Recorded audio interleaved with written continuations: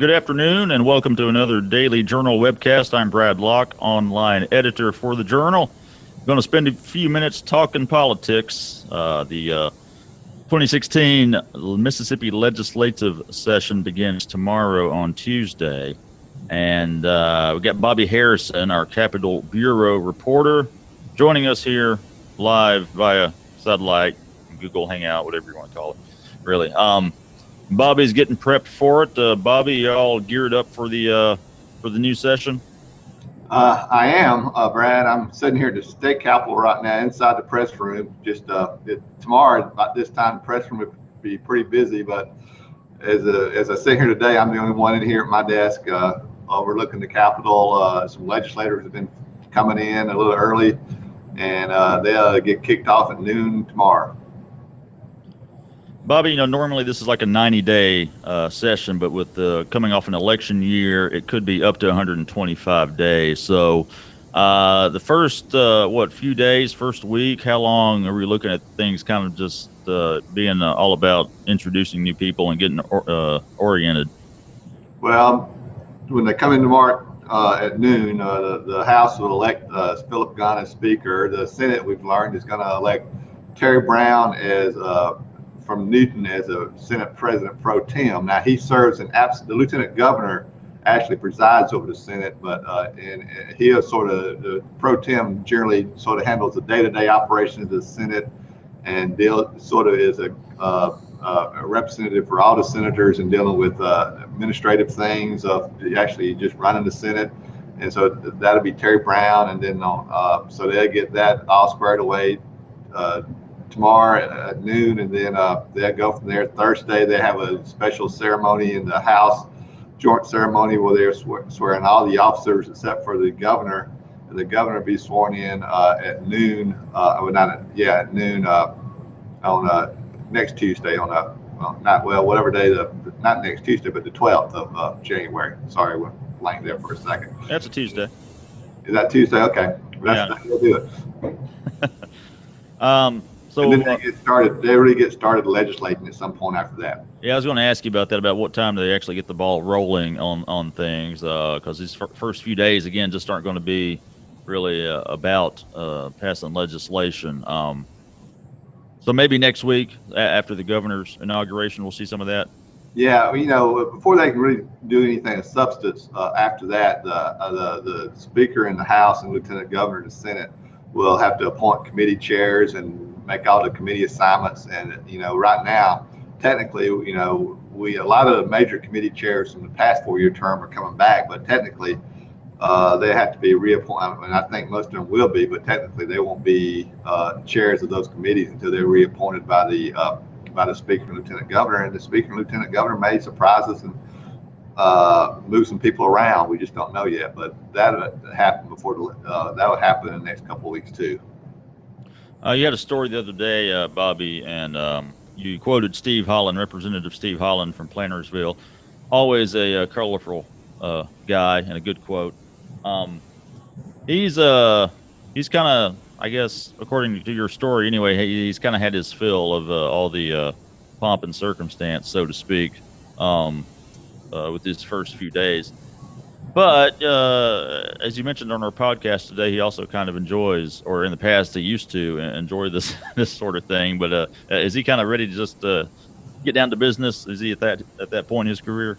Well, Steve's been here since I think '84, so he's seen a lot of these pomp and circumstance ceremonies.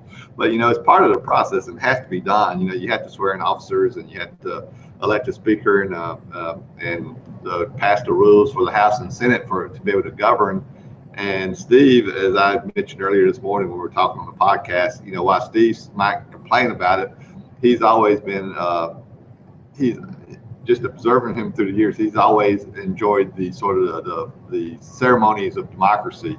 And that's whether it was he's a Democrat, but whether it was a Republican being sworn in or a Democrat, he's always sort of been a cheerleader. They're actually waving an American flag a lot of times during the process. So Steve may talk real hard, like a real hardcore cynical guy, but sometimes he's just, when it gets to comes to democracy, I think he may just be an old softy. Well, Bobby, let's take a quick look at what maybe some of the big issues for this session. We know tax cuts have already been talked about. The state flag could be a big deal, or as you've written quite recently, it might not be anything at all if no one takes action on it. What are some of the things, some of the issues to kind of keep an eye on these next few months? Well, the revenue's sluggish right now, but at the same time, they're talking about cutting taxes. And then on top of cutting taxes, they're talking about maybe there's some people who want to raise revenue, which would be a tax increase of some sort to pay for infrastructure improvement, roads and bridges. There's the Mississippi Economic Council is pushing that proposal to generate additional revenue through increasing the gasoline taxes or through some other mechanism to pay for road and bridge improvements. They say that we don't have the money right now to properly maintain our the highways that we have, and bridges there's a lot of bridges across the state that are in disrepair that need to be repaired, and those endeavors are really expensive, and then so you're going to have those competing issues of cutting taxes on the one end and looking for additional revenue for infrastructure. Then education, of course, will always be a big issue. The lieutenant governor is I just came back from a speech that he gave to the Mississippi State University Stennis Institute Capitol Press Corps luncheon, and he is talking about tinkering with an adequate education formula, which is the mechanism used to provide funds to local school districts, state funds to local school districts. He wants to tinker that some to ensure more money goes into the classroom. He also is, he and others are really pushing making all school superintendents in Mississippi appointed. About half our superintendents right now are elected, which is kind of unusual throughout the nation. There's very few elected school superintendents throughout the nation, except for about half the elected school superintendents throughout the nation actually serve Mississippi schools. So there's going to be an effort to make all those appointed, and there may be some efforts to broaden the charter school law to allow students to cross district lines to attend charter schools. Those are some of the, of course, Medicaid is always a big issue, and actually just finding the money to fund Medicaid. So there's a litany of issues that'll be addressed during this session, which can be up to 125 days. The Senate, Republicans have a super majority, a 3/5 majority there. They're one seat away from having that in the House, and you have that one race that is still being contested by the Republicans. Bo Eaton, the Democrat from Taylorsville, and his challenger, Mark Tullis of Raleigh. They actually tied in the general election.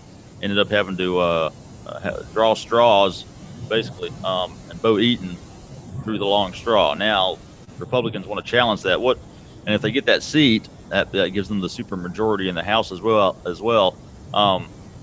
First question, Bobby, what are the odds of Republicans winning that challenge? And two, how much could they do with a super majority in both chambers there? Well, first question is, the Constitution allows or requires the two chambers to have the final say on their membership. So essentially, the challenge is going to be to the House of Representatives, where there's already a sizable Republican majority. So that would a cynical person might say that would give Tullis, the Republican, a real advantage when he goes to the House of Representatives, with the Republican-dominated House of Representatives, to mount his challenge. Now, we'd like to think that the House will look at the election results and follow the law, and the law says that the winner of the drawing is the winner, and unless there's some irregularities found during the challenge process, then you would think that Eaton might be seated, but the Democrat. But but an easy way out, if they can't resolve those issues, though, would just be the House could just order a new election and in that district and seat the winner of the new election. But some people think because the Republicans have a majority in the House that Tullis is going to be the the person seated, but we just have to find out. And as far as the second question, the Republicans are going to have a lot of leeway, but on some of these issues, because of their majority, but on some of these issues like tax cuts or raising taxes, it's going to be hard to find a 3/5 consensus, perhaps even among Republicans, to raise the gasoline tax or to cut a tax in another area.